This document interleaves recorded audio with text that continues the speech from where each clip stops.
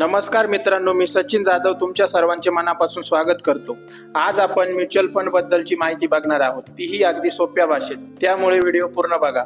मित्रांनो, जर तुम्हाला शेअर मार्केट शिकण्यासाठी वेळ नसेल, तुम्हाला शेअर मार्केटचे काहीच ज्ञान नसेल, पण तुम्हाला शेअर मार्केटमध्ये पैसे गुंतवण्याची इच्छा असेल, तर मग तुमच्यासाठी म्युच्युअल फंड हा उत्तम उपाय आहे। म्युच्युअल फंड मधील म्युच्युअल या शब्दाचा अर्थ आपण समजून घेऊ।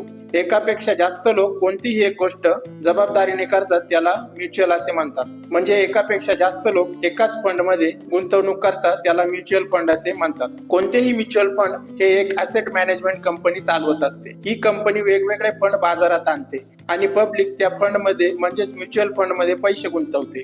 ॲसेट मॅनेजमेंट कंपनी प्रत्येक म्युच्युअल फंड साठी एक फंड मॅनेजर नियुक्त करते आणि त्याच्या हाताखाली एक तज्ञ लोकांची टीम दिली जाते। ही टीम मार्केटचा अभ्यास करते। फंड मॅनेजर आणि ही तज्ञ टीम दोघे मिळून निर्णय घेतात की म्युच्युअल फंड मध्ये जमा झालेले पैसे कुठे आणि कसे गुंतवायचे। त्यामुळे आपण एकदा पैसे गुंतवले की त्याकडे लक्ष देण्याची गरज नाही। म्युच्युअल फंड आपण केलेल्या गुंतवणुकीवर 1 किंवा 2% रक्कम फी म्हणून आकारते। म्युच्युअल फंड मध्ये आपण कमीत कमी 100 रुपयापासून गुंतवणूक करू शकतो। म्युच्युअल फंड मध्ये आपण गुंतवलेल्या पैशाचे आपल्याला युनिट्स मिळतात। प्रत्येक युनिटची एक किंमत असते, त्याला आपण NAV म्हणजे नेट ॲसेट व्हॅल्यू असे म्हणतो। एका उदाहरणाद्वारे आपण हे समजून घेऊ। असे समजा की एखाद्या जमीन मालकाला आपली 2.5 एकर जमीन विकायची आहे। 2.5 एकर म्हणजे 100 गुंठे आणि असे समजा की 1 गुंठ्याचा भाव 1 लाख रुपये आहे। आता 1 लाख रुपये गुंठा म्हणजे 2.5 एकराचे होतात 1 करोड रुपये। एखाद्या माणसाला एवढे 1 करोड रुपये देऊन 2.5 एकर जमीन घेणे शक्य नाही, त्याला 1 लाख रुपये देऊन 1 गुंठा जमीन घेणे शक्य आहे। मग हा जमीन मालक काय करतो? असे 1-2 गुंठा जमीन घेणारे लोक शोधून अशा लोकांना तो जमीन विकून टाकतो। यात ज्याने 1 गुंठा जमीन विकत घेतली आहे, तो देखील काही दिवसांनी किंवा काही वर्षांनी जमिनीचे भाव वाढले की ती जमीन 1.5 लाख रुपये गुंठा या दराने विकून टाकतो। म्हणजे त्याला 50,000 रुपये नफा झाला असे म्हणता येईल। या उदाहरणामध्ये 2.5 एकर जमिनीचा मालक म्हणजे म्युच्युअल फंड कंपनी आहे। इथे 1 गुंठा म्हणजे युनिट आहे आणि गुंठ्याची किंमत जी 1 लाख रुपये होती ती म्हणजे NAV आहे।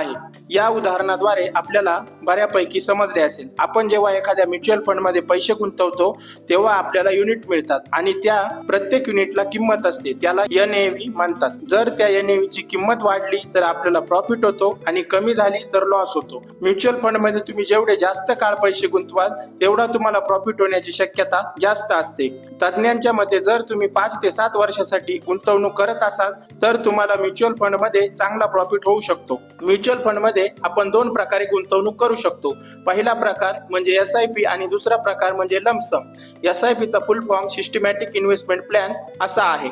SIP मध्ये एक ठराविक रक्कम नियमितपणे तुम्ही गुंतवू शकता, जसे 1 महिन्याने, 3 महिन्यांनी आणि 6 महिन्यांनी।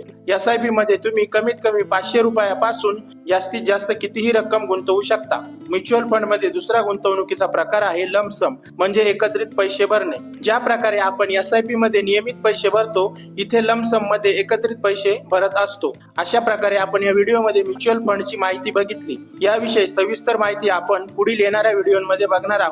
व्हिडिओ आवडला असेल तर लाईक करा, कमेंट करा आणि चॅनेलला सबस्क्राईब करा। धन्यवाद, भेटूया पुढच्या व्हिडिओमध्ये।